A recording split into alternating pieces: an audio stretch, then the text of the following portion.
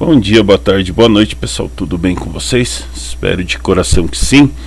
A gente vai iniciar agora o capítulo 4, que fala sobre as plantas, tá? Lá na página 32, 33. Então nós temos o seguinte, quanto a esse grande grupo de vegetais. No reino vegetal, as plantas elas são divididas em plantas avasculares e plantas vasculares, e as plantas elas ocupam grandes áreas por toda a Terra, tá? Ela é bem separada e ela está em praticamente quase todos os locais do planeta. Então eles são seres pluricelulares e eucariontes, tá? Então eles acabam sendo nesse aspecto assim, semelhante aos animais e a muitos tipos de fungo, tá?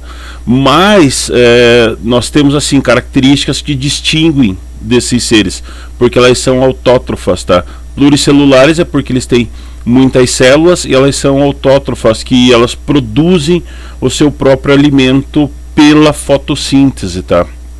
Então nós temos essas características dentro desse grande reino vegetal. Então quem é responsável por esse estudo, né, é a botânica e a ecologia. Então temos estudos que são alocados que, por exemplo, a presença humana ela faz muito impacto para esses vegetais no meio. Então, quanto menor a ação humana, maior a taxa de reprodução desses vegetais, né, teoricamente. Então, como ele produz o seu próprio alimento através da fotossíntese, ela depende somente de componentes que estão no solo, que depende de luz solar, depende de água. Então, dessa característica dos vegetais, como ela se utiliza da luz, né, da energia luminosa, elas produzem a glicose, que é a matéria orgânica, que é formada a partir de água e do gás carbônico.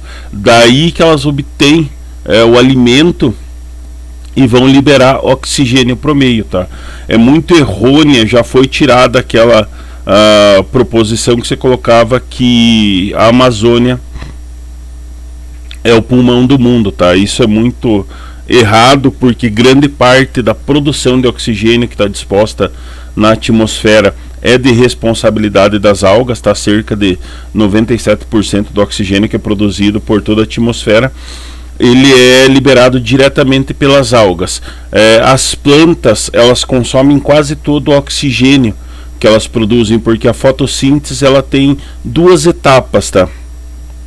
Então você tem a etapa clara, que é quando tem luz solar, elas utilizam essa energia luminosa para transformar em alimento, e a etapa escura, que ela vai consumir esse oxigênio, tá?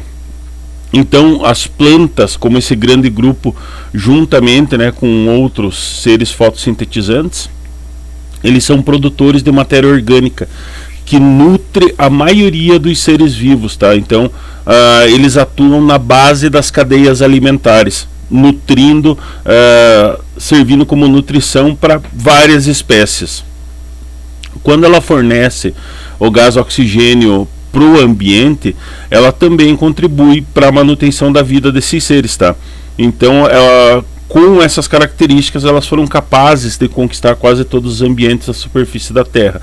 Então nós temos assim, desse grande grupo, a hipótese mais aceita que se tem para o surgimento dela é que elas evoluíram a partir de ancestrais protistas, né, a partir de um grupo protista, e provavelmente que esses ancestrais seriam tipos de algas que pertenciam ao grupo dos protistas, que se desenvolveram na água, tá?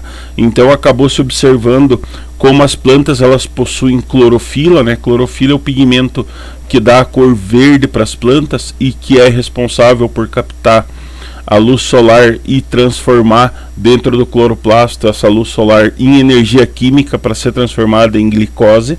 Então foram observadas semelhanças entre alguns tipos de clorofila que existe tanto nas algas verdes como nas plantas, tá?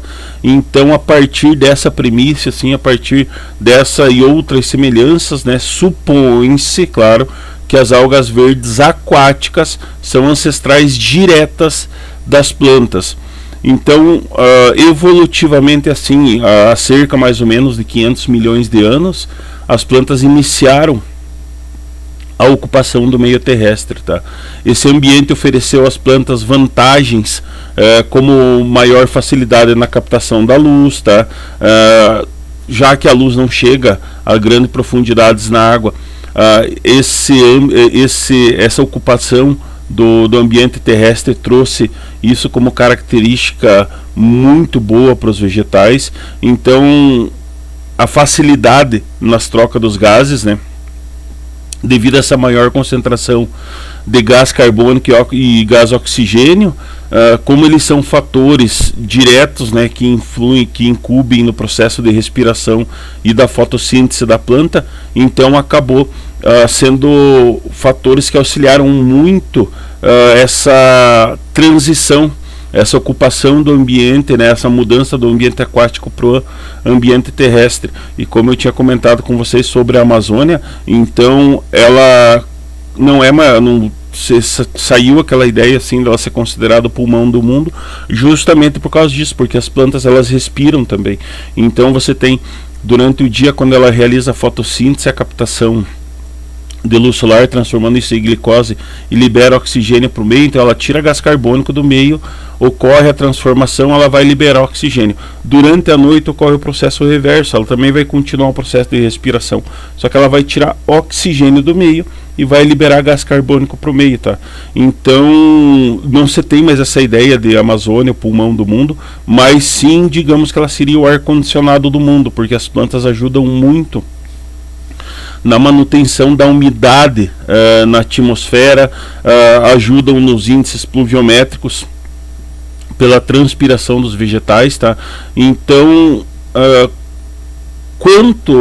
é claro que os vegetais eles precisam muito da água, né, para fazer essa ligação entre o meio terrestre e meio aquático. Então, essa transição ela foi totalmente necessária, sabe?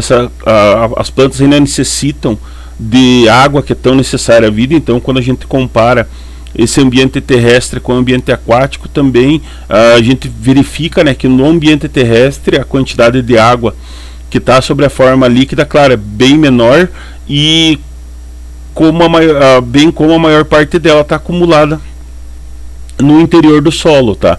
Então, como que as plantas sobreviveram, né? Sobrevivem nesse ambiente terrestre? É claro que elas desenvolveram adaptações, né? Elas apresentam adaptações que possibilitam elas se desenvolver no ambiente terrestre e ocupar todo esse ambiente com uma eficiência muito grande, tá? As plantas que elas são adaptadas, né, ao ambiente terrestre, elas vão apresentar estruturas que permitem a absorção de água diretamente do solo, tá? E outras estruturas que impedem a perda excessiva de água. Por exemplo, todas as folhas, tá? Os vegetais possuem estômatos, né, que são estruturas que fazem a regulação da transpiração desse vegetal, o quanto que esse vegetal vai poder liberar de água para o meio ambiente ou não. Então, isso são estruturas, né, que acabam auxiliando nessa perda excessiva de água. Ou a estrutura da raiz, por exemplo, com a produção dos pelos, né, pelíferos, da zona pelífera da raiz, que é responsável por absorver a água do meio. Então, claro que nós temos ainda um grupo de plantas que continua sobrevivendo no meio aquático, que do meio aquático, se desenvolve muito bem dentro desse meio, mas nós temos que olhar esse grupo como um todo, tá? Devido às características evolutivas de cada um deles. Então nós temos como classificação principal, né, elas cobrem boa parte dos ambientes terrestres do planeta, e quando você olha de cima, uma foto de cima, elas parecem todas iguais, tá?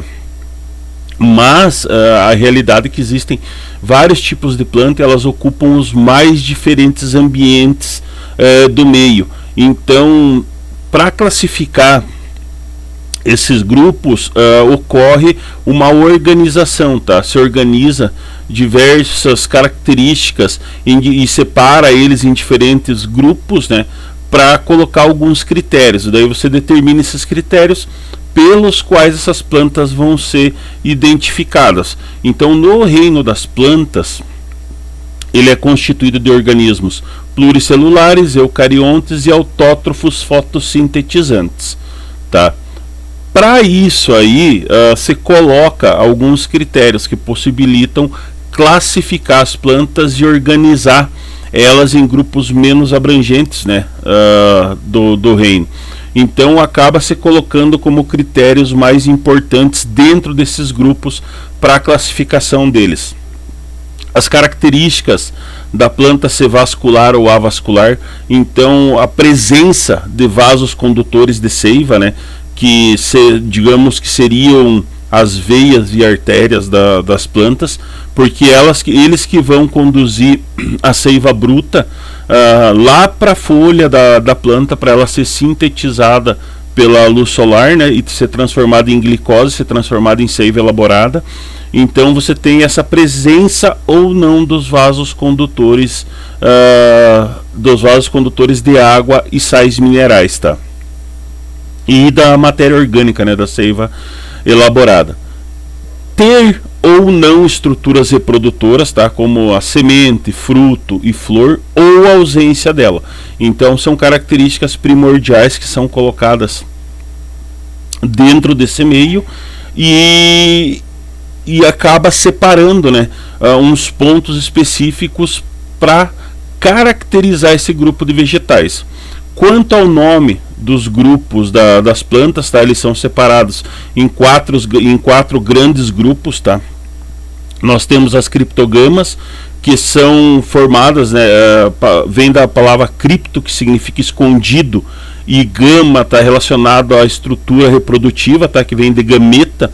Então significa como um todo assim, planta que tem estrutura reprodutiva escondida, ou seja, planta sem sementes, tá? Depois nós temos outro grupo das fanerogamas, que é composta da palavra fanero, que significa visível, né? E gama, que também é relativo a gametas. Então tem um significado geral que são plantas que têm a estrutura reprodutiva visível, são plantas que possuem sementes já, tá? Depois ainda temos as gimnospermas, que vem da alocação também dessa palavra gímeno, que significa descoberta, e esperma, que vem de semente, e tem um significado geral que é tido como planta com semente descoberta, ou plantas ou semente nua, tá? E por fim temos o grupo mais evoluído do meio das plantas, que são as angiospermas, que é composta da palavra anjo, que significa vaso, que no caso das angiospermas é o fruto, né? E esperma, a semente, e tem um significado geral de planta com semente guardada no interior do fruto, que são as plantas que produzem frutos, tá? Então todas as plantas que produzem frutos estão englobadas nas angiospermas. As plantas que produzem só sementes, como é o caso do pinheiro, tá, são gimnospermas.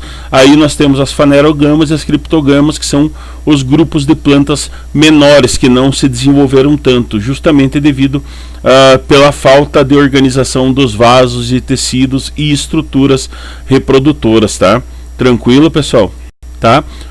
Tranquilo quanto a isso. Então fica essa introdução do grande grupo de vegetais, né, que engloba o meio das plantas, e a gente vai ver como um todo esse grupo nas aulas, tá? Principalmente agora nas aulas ao vivo, que facilita muito a nossa discussão, o tirar dúvidas de vocês, e espero que tenham entendido. Seguem o material em anexo aí.